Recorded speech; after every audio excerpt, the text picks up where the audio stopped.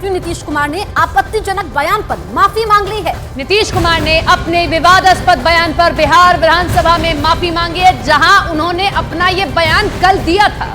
उन्होंने कहा कि मेरे बयान का गलत मतलब निकाला गया। नीतीश कुमार ने कहा कि अगर किसी को मेरी बात से दुख पहुंचा है तो मैं माफी मांगता हूं। हालांकि उनके बयान पर विधानसभा में हंगामा अभी भी बना हुआ है। बीजेपी ये कह रही है कि माफी मांगने से क्या होता है। कल जो आपने कहा वो न केवल बिहार की महिलाओं के लिए गलत था, बल्कि समूचे देश की महिलाओं के लिए ये शर्मसार कर देने वाला था कि मुख्यमंत्री पद पर बैठा एक आदमी इस कदर बयान देता है महिलाओं को लेकर। और नीतीश कुमार ने न सिर्फ आज सदन के अंदर माफी मांगी बल्कि बाहर भी माफी मांगी। 3 तस्वीरें आपके सामने हैं। कल जो नीतीश कुमार ने बयान दिया उसके बाद बिहार की सियासत गर्मा गई। जो बीजेपी की महिला विधायक है, पार्टी लीडर्स है, उन्होंने विरोध प्रदर्शन किया। न सिर्फ महिलाओं ने बल्कि पुरुषों ने भी नीतीश कुमार पर निशाना साधा। बिहार विधानसभा में बवाल मचता है और नीतीश कुमार आज माफी मांगते हैं। तो कल जिस विधानसभा में अपना वो बयान दिया महिलाओं को लेकर, जिसके लिए सोशल मीडिया से लेकर समूचे देश में गुस्सा है महिलाओं का, आज उसी विधानसभा के अंदर माफी मांग रहे हैं और ये कह रहे हैं मैं तो महिलाओं के पढ़े लिखे होने की बात को कह रहा हूं। मैं कह रहा हूं कि कितनी जागरूक है। हाँ, भले ही मेरे शब्द गलत थे तो मैं उसके लिए माफी मांगता हूं, मैं शर्मसार हूं, मैं खुद की निंदा करता हूं, ये नीतीश कुमार कह रहे हैं। तो 3 तस्वीरें आपके सामने हैं, लेकिन बिहार की सियासत गर्म है। नीतीश कुमार के माफी मांगने के बाद भी यह मामला शांत होता हुआ नजर नहीं आ रहा है। नीतीश कुमार ने कहा आज सदन के अंदर कि मैं मुख्यमंत्री हूं, लेकिन मैं खुद की निंदा करता हूं, मैं माफी मांगता हूं, मैं शर्मिंदा हूं, मैं अपना बयान वापस लेता हूं। इतना ज्यादा लड़कियां पढ़ रही हैं, आप क्या महिलाएं पढ़ रही हैं? इतना ज्यादा महिलाओं के हित में काम किया गया और हमने कोई बात कहा है। अगर मेरी किसी बात को लेकर के तकलीफ हुई है तो मैं अपनी बात को वापस करता हूं और मैं अपनी निंदा करता हूं। मैं दुख प्रकट करता हूं कि मेरे किसी एक शब्द के चलते अगर किसी को तकलीफ हुई है तो आपने कहा मुख्यमंत्री शर्म करें। मैं न सिर्फ शर्म कर रहा हूं, मैं इसके लिए दुख प्रकट कर रहा हूं और अपनी सारी चीजों को वापस लेता हूं। नीतीश कुमार के विवादास्पद बयान पर बीजेपी हमलावर है। बीजेपी ने नीतीश कुमार के इस्तीफे की मांग कर डाली है। बीजेपी ने उनके बयान की निंदा की है। बिहार में विपक्ष के नेता विजय कुमार सिन्हा ने नीतीश कुमार की दिमागी हालत को ठीक नहीं बताया।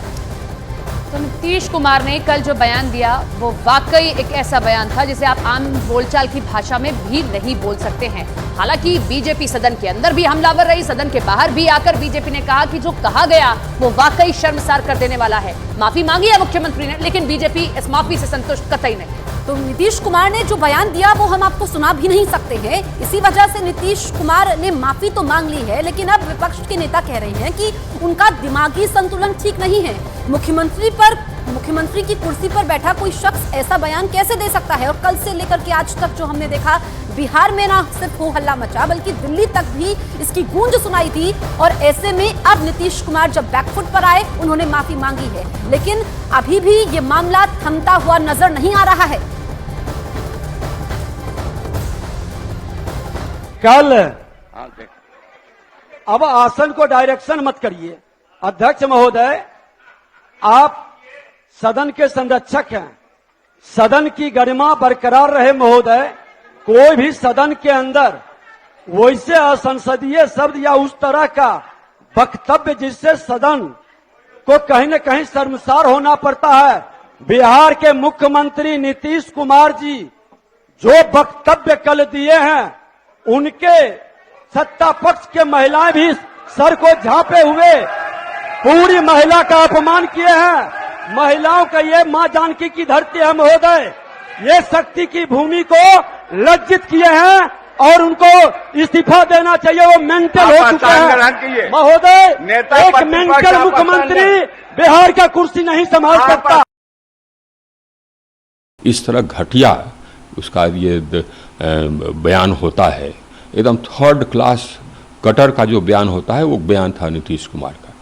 यह परिचायक है। हमको लगता है कि नीतीश कुमार दिमाग से ये लूज हो चुके हैं। लोग बताते रहते हैं कि वो अपने सहयोगियों का नाम भूल जाते हैं, यह भी भूल जाते हैं कि वो गृह विभाग के प्रभार में वही हैं, ये सब भूल जाते हैं। उनका लगता है कि दिमाग फैल गया। नहीं तो ऐसी भाषा, इतनी अपमानजनक भाषा महिलाओं के लिए, बच्चों के लिए, जवान युवक युवतियों के लिए इतना घृणित स्तर का ये भाषा है कि हम क्या कहें। बिहारी होने के नाते तो हमको शर्म आती है। तो बहुत ही मूर्खतापूर्ण बयान है ये। क्या विधानसभा और विधान परिषद सेक्स एजुकेशन की जगह है क्या? और वहाँ पर क्या सेक्स एजुकेशन की क्लास चल रही थी क्या? और आपने जो विषय रखा उसका क्या संबंध था कास्ट सर्वे से, बाकी चीज़ों से? और ये कोई पहली बार उन्होंने टिप्पणी ही की है। कुछ दिन पूर्व भी इसी प्रकार का उनका भाषण हुआ था। तो मुझे लगता है कि अब ये मुख्यमंत्री के पद पर बने रहने लायक नहीं है। अब मुख्यमंत्री को इस्तीफा दे देना चाहिए और किसी अति पिछड़े को मुख्यमंत्री घोषित कर और उनको कोई और काम करना चाहिए।